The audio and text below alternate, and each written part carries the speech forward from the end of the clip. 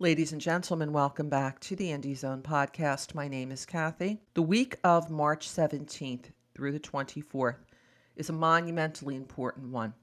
It's potentially a game-changing week for the parties in Idaho versus Kohberger due to multiple deadlines for matters being due, as established by two of Judge Stephen J. Hippler's court orders.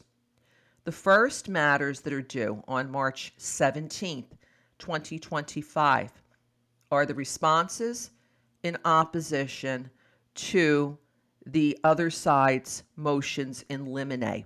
Motion in limine is a pre-trial motion that seeks a pre-trial ruling on whatever matter the state of Idaho is seeking, the defense is seeking. And you can read the motions in limine.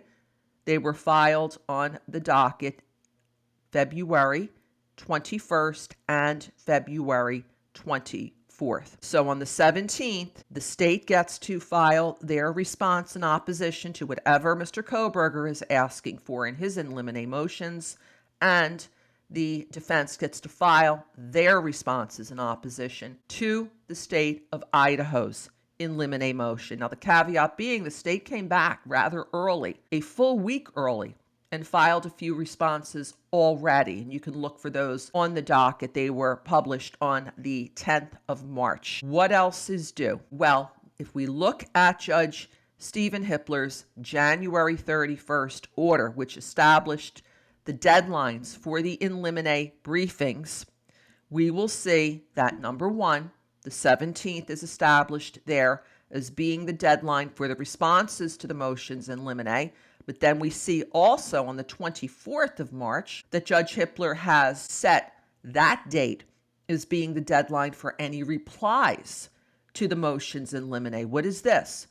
The originating party, whoever filed the original motion, gets to now file a reply to the response in opposition. They get the final say. They don't get to re-argue their entire motion again.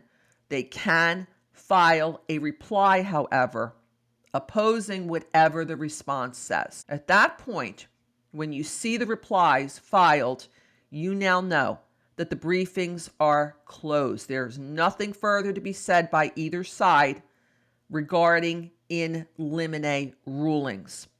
All that's left are the hearings, which have been set also by that January 31st order to occur on April 9th and, if necessary, the 10th of April.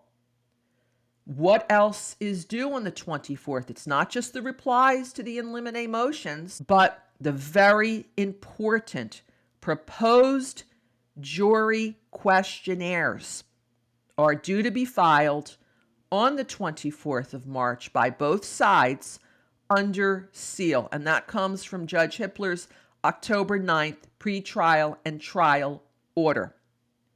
So what happens here is that the state and the defense gets to submit to the court, serving copies on each other, but it won't be published on the docket, what their proposed questions for the jury members, potential jury members, to have to fill out when they're summoned to the courthouse to possibly serve on this case.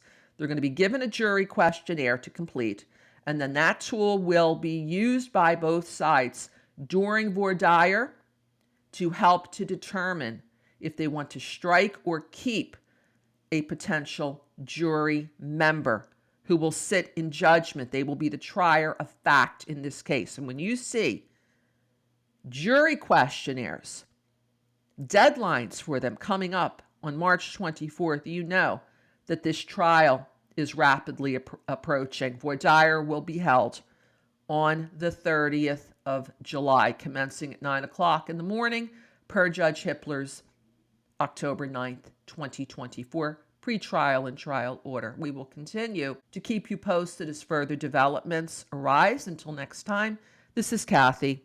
Thank you very much for joining us here today.